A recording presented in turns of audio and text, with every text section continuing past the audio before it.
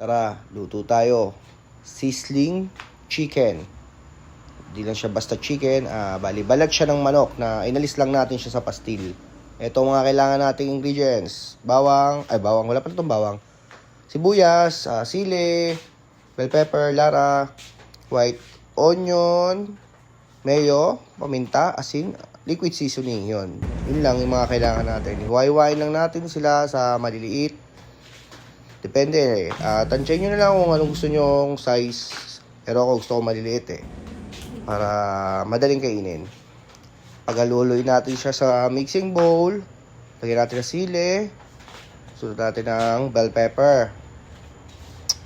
Tapos, etong lara. Pag nalagay nyo na yung mga yan, pwede na isunod yung onion.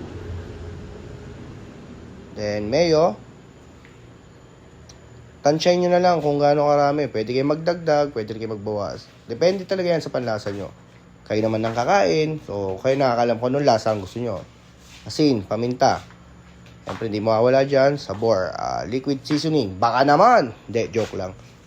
O, pag nailagay nyo yung mga ingredients, pwede nyo nang halu-haluin. Halo, wag yung titigilan hanggang hindi nyo nakukuha yung ganitong texture. Yan. So, ibig sabihin, nag-mix na sila lahat. Pag okay na, ready natin ang sizzling plate. Lagyan lang natin ng butter. Salansan na natin dyan yung sisig na hinalo natin kanina. Dagdagan pa natin na konti. Yun. O, pwede siyang pang ulam, pwede siyang pang pulutan. Lagyan na natin siya ng egg para mas masarap. Yan. Alalay lang sa apoy Pag medyo puti-puti na siya, yan kagaya niyan, pwede nang haluin.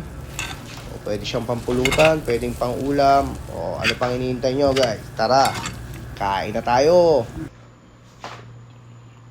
Yun lang, thank you.